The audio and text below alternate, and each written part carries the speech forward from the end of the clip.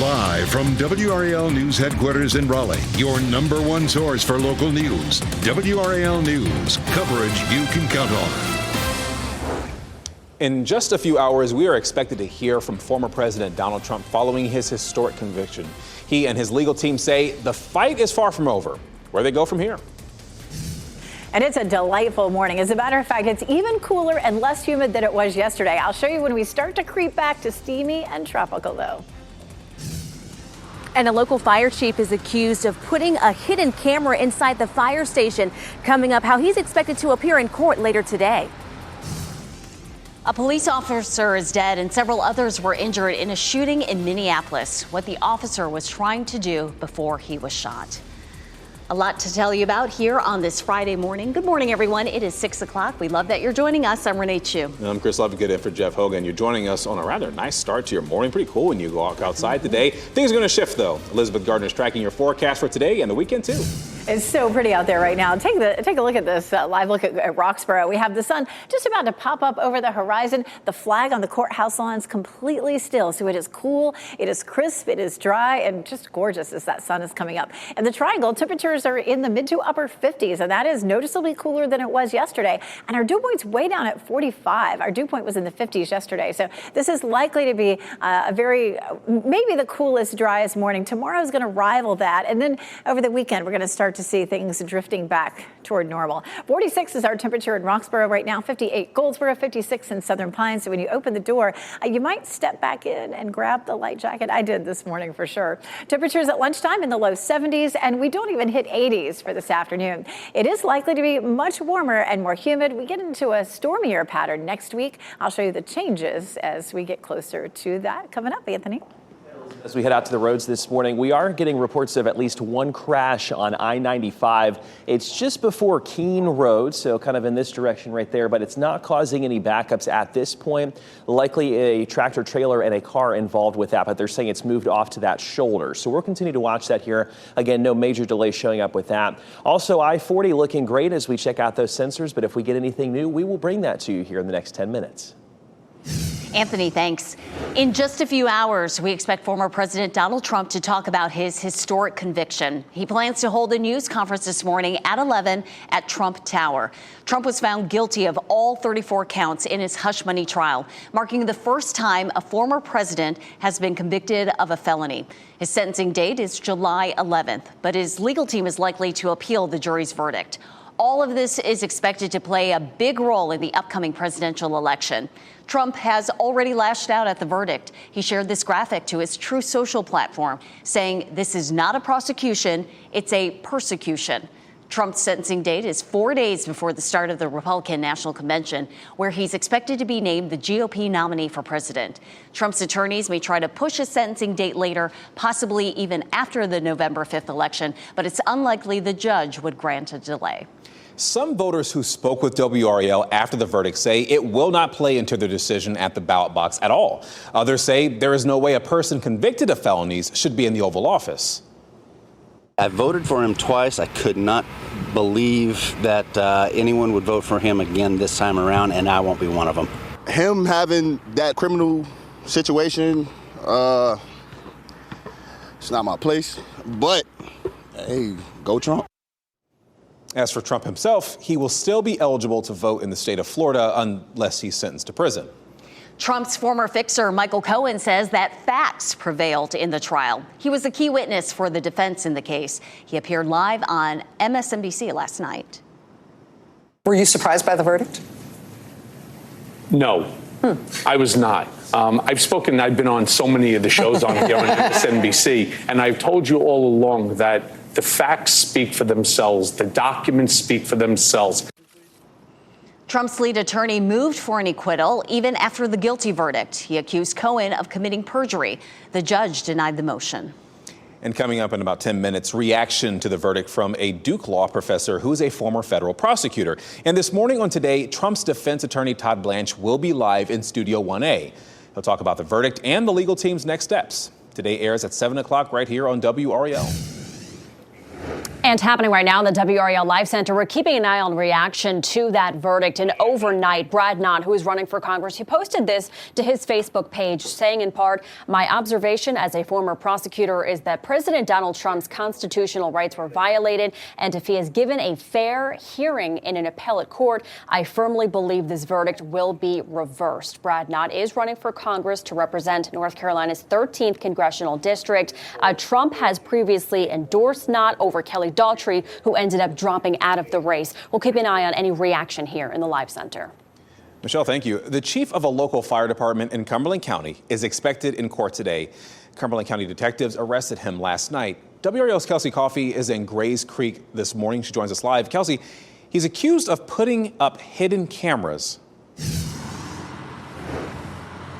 Christy is. Chief Benjamin Marsh is accused of putting up a hidden camera inside of a vent here at the Grays Creek Fire Department. Now we're expecting to see him in court in just a few hours. Take a look. Marsh was arrested last night. He's now facing felony charges for wiretapping.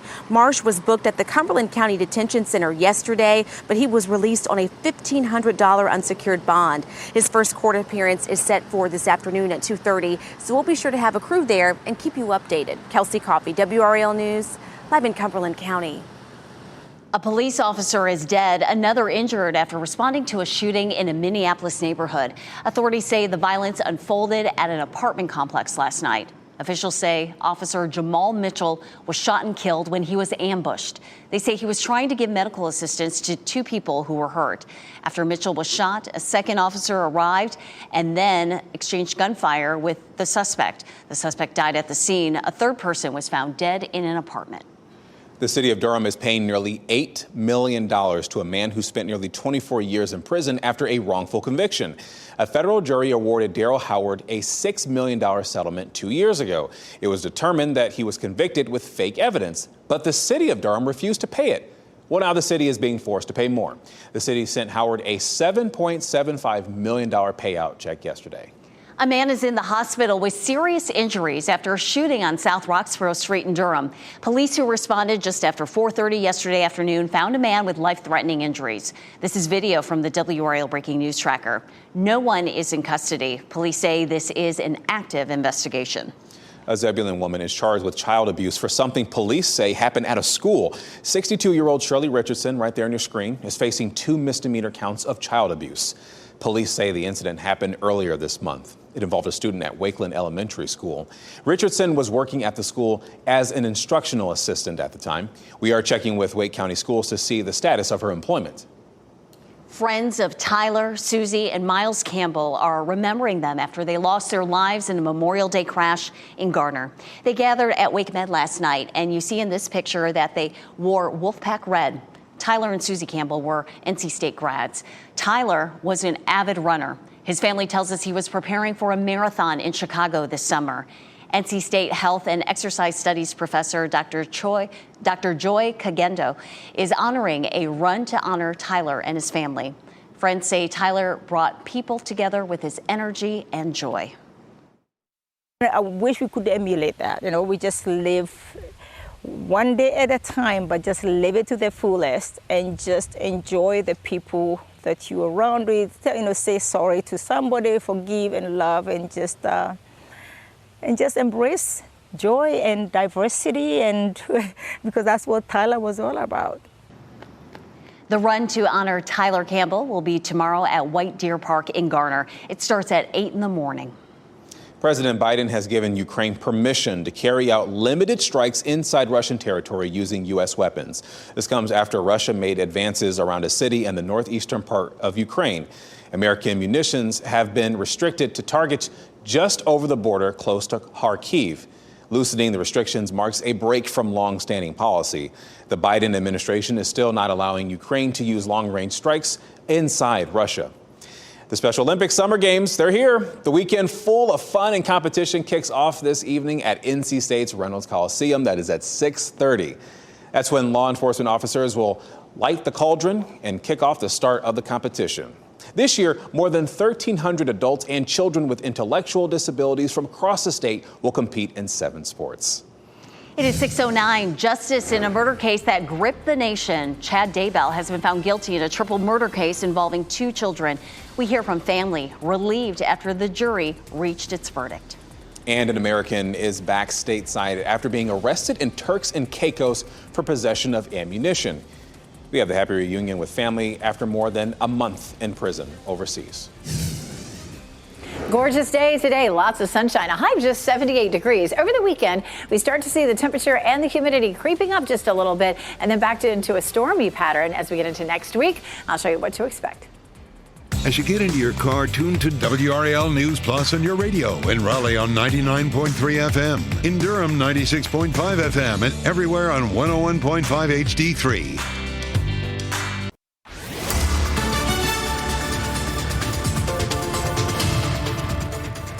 6:13. It's an absolutely beautiful morning. Our temperatures are cool, even cooler than they were yesterday. 57 in Durham, 57 in Raleigh. Look at the sunshine just starting to pop up over the horizon there in downtown Raleigh. This is our look from Dix Park, and a beautiful view of Fayetteville too, with clear skies and 61 degrees. Heading out the door, you might want a light jacket if you're wearing short sleeves. The kids headed out to the bus stop this morning in shorts and t-shirts. It's on the cool side with those temperatures anywhere from the upper 40s to mid 50s. We'll climb to low 70s at lunchtime. Feeling great out there, and we don't even make it to 80 degrees for today. But that does change for tomorrow. We're looking at some slightly warmer temperatures for the weekend. I'll show you when the humidity starts to bump up too. Coming up, Anthony.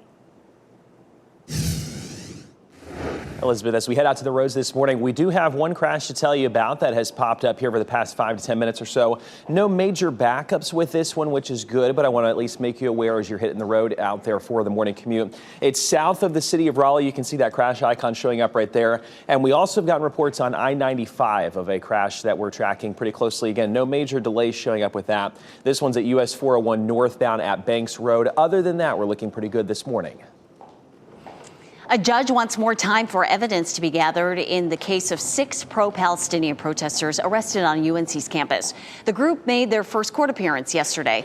They face charges including trespassing and resisting arrest after clashes with police on campus last month. A few face assault charges. About 24 people showed up to support them. The group of 6 were not called to face the judge. Their cases were continued to July 30th. A jury found Chad Daybell guilty in a triple murder case that attracted nationwide attention. Daybell was convicted on murder and conspiracy charges yesterday. He's accused of killing his first wife and the 2 children of his second wife. The children's bodies were found buried beneath Daybell's property in June of 2020. Daybell's first wife was found dead in her Idaho home in October of 2019. Now, it was originally thought she died in her sleep. Family of Daybell's victims were emotional outside the courthouse. Whatever sentence the court and the jurors decide on, I will absolutely live with it. And Larry Woodcock also says that he was finally able to breathe now that justice is being served. Prosecutors are now seeking the death penalty for Chad Daybell.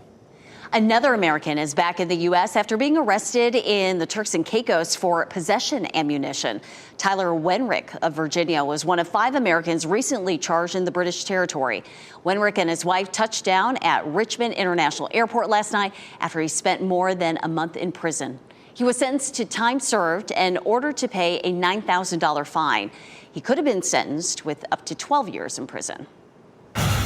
Duke's first trip to the College Softball World Series didn't quite go their way. The Blue Devils started out hot with a second-inning home run by Francesca Frelick, giving them a 1-0 lead over Oklahoma. The 17-time national champion Sooners came back, though. Oklahoma ended up winning the game 9-1. Duke now goes to the elimination bracket, where they'll play Alabama today. The College Baseball World Series starts today, including 2 games in the Triangle. Top seed UNC will host the 4-seed Long Island in Chapel Hill in the first game. NC State is also a 1 seed. They will host 4-seeded Bryant College in the first round. Duke is the 2 seed in their regional, and they'll play 3-seed UConn. That game is happening in Oklahoma.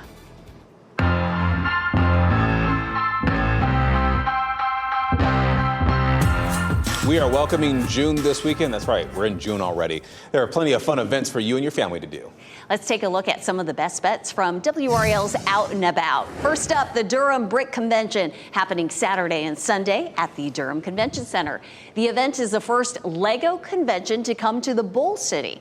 It will include vendors, displays from local creators, and a visit from some of the stars of Fox's Brickmasters. Tickets are $15 for each day.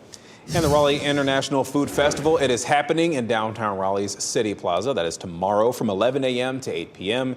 This is rude to put this food here. Now I want it.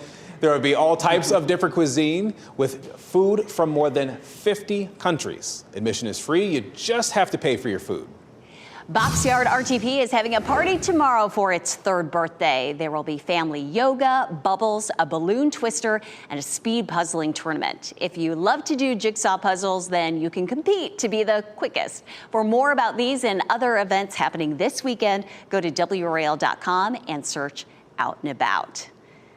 This weekend just packed with a lot of fun things to do around the Triangle. But with the beginning of June also ushers in hurricane season. Elizabeth Gardner in the WRAL Severe Weather Center. And we want to do just a little preview since it begins tomorrow. And you may have heard that it could be a very active season. Right now, everything is quiet. This is a live look at the tropics and nothing showing up. And we haven't seen anything in May. Sometimes we'll see a May storm, but we didn't this year. NOAA issued its tropical outlook last week with the most aggressive hurricane forecast ever for the May outlook. They do several outlooks during the year. They'll update that a little bit later in the summer. But this is what it looked like. This is a look at the number of named storms. The average is 14. The forecast is for up to 25. The average hurricane, 7. Looking at the potential for as many as 13. And major hurricanes, which are category 3 or stronger, the average is 3 and the forecast is up to 7. And so this is, again, the most storms ever forecast in a May outlook, at least for NOAA or the National Hurricane Center. The most storms that we've seen ever in a year, the record was 30 set back in 2020. But over the last 10 years, we've seen at least average or above average seasons, 8 of the last 10. So it has been very active for the last decade. But this one looks just the same.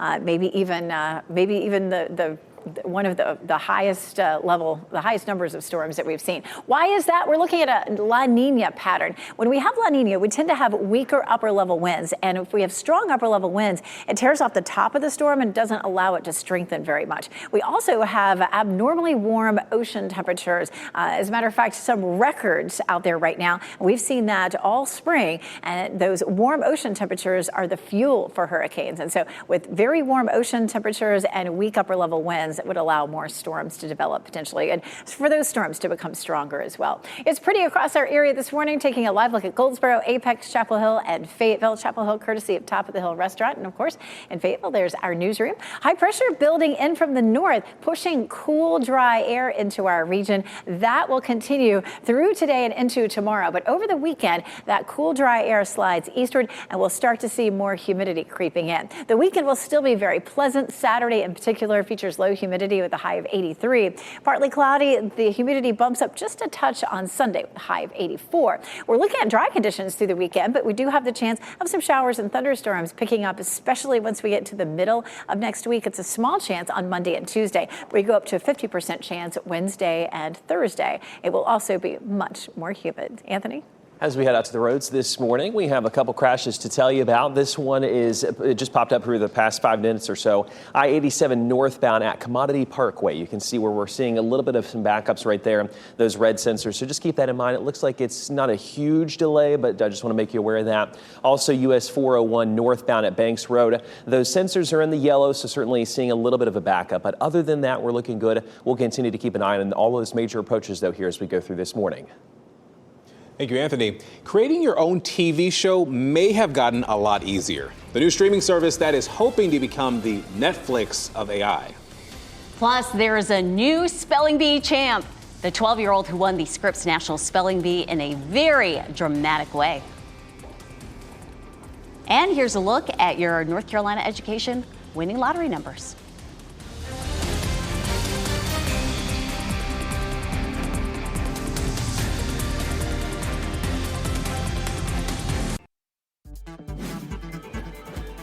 This What's Trending report, sponsored by Rug & Home. A new app is aiming to become the Netflix of artificial intelligence. Time for a look at what's trending. So AI production company Fable Studios has launched its own streaming service called Showrunner. The platform can write, voice, and animate episodes of its own original series, and viewers will be able to do the same. Users will be allowed to choose characters, storylines, and more. The company has already released a few of its shows, including one titled Exit Valley, which has some animation strikingly similar to South Park. And one of the things about this that gets people a little worried is that this is why those protests were happening for a while, the boycotts that were happening in Hollywood. They're worried about people taking jobs and stuff like that. If you can just press a button and it just happens. Right. And it sounds like a good idea to be able to choose your own adventure, so to speak, on the show. But TV is escapism. I just want to watch. It is. I don't need to You don't need to be a part of the things. process. No, it's okay. I agree. Today marks the end of an era here at WRAL. Our news director for the past 19 years, Rick Gall, is retiring. He is our leader in the WRAL newsroom, overseeing television and digital news with a staff of more than 150 people. Rick started as a Fayetteville bureau reporter in the mid-90s before moving into management. He spent 28 years at WRAL News. We thank him for his incredible dedication to the station and to the communities we serve. Just an amazing career, and we're so excited for his next chapter for him, a well-deserved retirement, Rick. Yeah, an integral part of the newsroom. We love you, Rick. We'll miss you. You have deserved this retirement. All right, the NC State grad who is now a two-time winner of the cheese rolling competition in England is back in Raleigh and celebrating. This video does not get old. Abby Lamp posted this video on TikTok.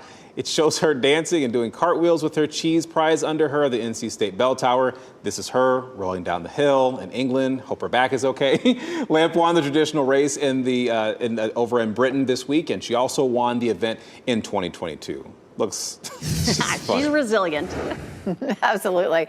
All right. It's a beautiful morning out there. Chapel Hill looking nice and clear. It is cool and dry, but we're about to see our trends move to warmer and muggier. I'll show you when.